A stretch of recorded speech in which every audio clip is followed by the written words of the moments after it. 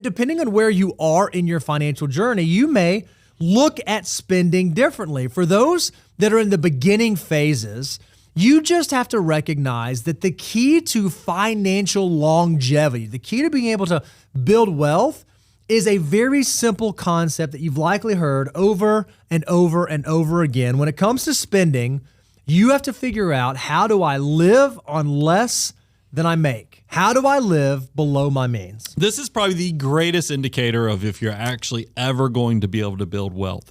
If you're one of these people, as soon as it comes in your bank account, it's just as easy out the door. It's burning a hole. It's burning a hole in your pocket. You will never build wealth. And I hate to be so dire with it, but it is. If you can't understand, and this is why it's a great lead into what are the 3 ingredients to wealth creation. And we've kind of already alluded to this, but I think it's always worth kind of covering this.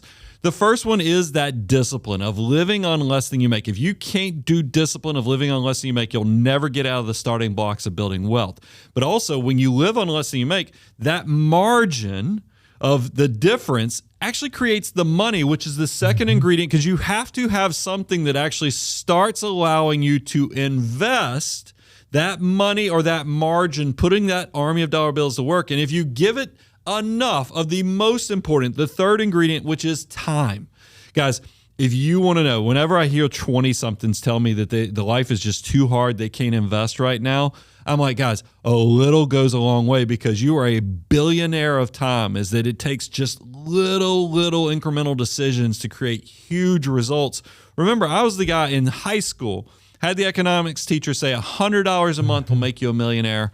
And I'm here to tell you it works. So don't think in big terms. Even $25 a month will change your life. And if you can figure this out early on, like if you can recognize this soon, it becomes so powerful. It's why we've come up with the idea called the wealth multiplier, that for a 20-year-old, if you can figure out how to live on less than you make and you can master that behavior, every dollar that you save for the future has the ability to turn into $88. But the longer you wait, the less impactful your saving can be. So the quicker you get your grasp around living below your means and creating that margin, the more powerful your dollars are going to be as they begin working for you. So then, once you figure that out, you then begin to move to the advanced stage. This is where you recognize, okay, well, not only do I need to create margin, but the amount of margin that I create actually matters. So perhaps at this stage, I need to really begin focusing on either budgeting or tracking where my dollars are going on a month-over-month basis. Yeah, there's kind of a theme with a lot of our Money Guy content, is that we want you to own your time that much faster.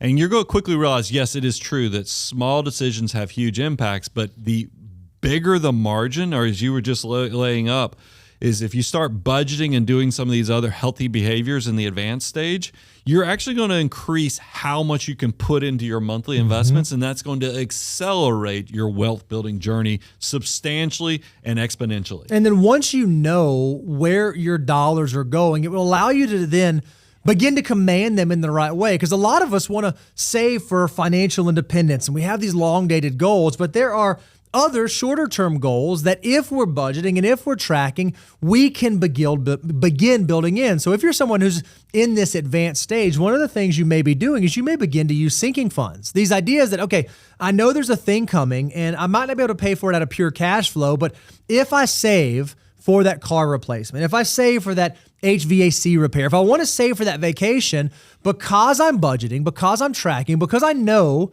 where every one of my dollars is going, I can begin even creating margin around those intermediate term goals that I have. And sinking funds are a great tool and a great behavior to help you begin to do that. Well, I think a lot of things in personal finance, if you look at them as a whole, you'll get overwhelmed because you start thinking about how many steps, you think about how much it costs. What I like about sinking funds is it makes bigger goals that you know are upcoming.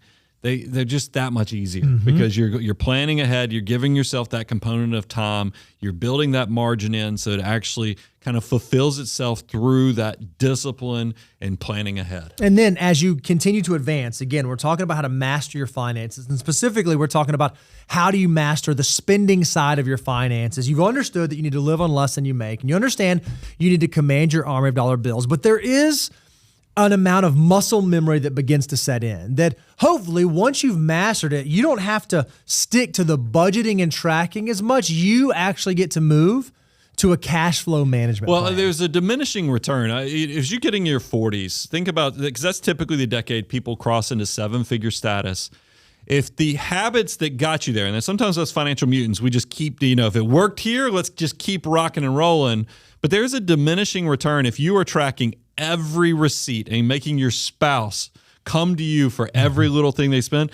At some point, you're going to be like, you're going to become known as this tightwad, and it's going to impact your family. It's going to impact your spouse relationship. It will have negative consequences because you've transitioned from financial mutant to financial miser. And so that's why when we talk about the mastery level, we're saying, hey, it's okay if your cash flow management for your spending actually graduates to what we call a cash flow management plan for scarcity, where maybe now you have autopilot for most of the things that you're saving and investing. As you get pay raises or more income streams come your way, you just automatically allocate a portion, but you let the rest in a healthy way go towards healthy lifestyle. Yeah, so what is cash flow management? It's the idea that I know my dollars are going where they're supposed to go, so it doesn't matter where my other dollars are. I don't need to have the grocery budget or the eating out budget or the miscellaneous budget or any of the other budgetary categories, because I know that I'm saving the amount that I'm supposed to be saving, and that's happening first. So anything above and beyond that, I get to spend, and I can spend it freely without having to be concerned with it. Now, one of the things you have to do if you are in a cash flow management plan is you do want to make sure that you check in and adjust it regularly. Just because you were able to start moving from budgeting to cash flow management at age 30 does not mean that your life circumstances have not changed drastically by the time that you get to age 40. And you want to make sure that the amount that you're saving, the thing that allowed you the freedom to be in a cash flow management plan, has been appropriately adjusted as your lifestyle and as your income changes, as you continue to progress through the mastery level of spending behavior. I love how us going from the beginner to mastery really does mimic how just this is going to be dynamic, guys. That's why be careful of systems that say one size fits all, because we just know behavior changes as you graduate through the process.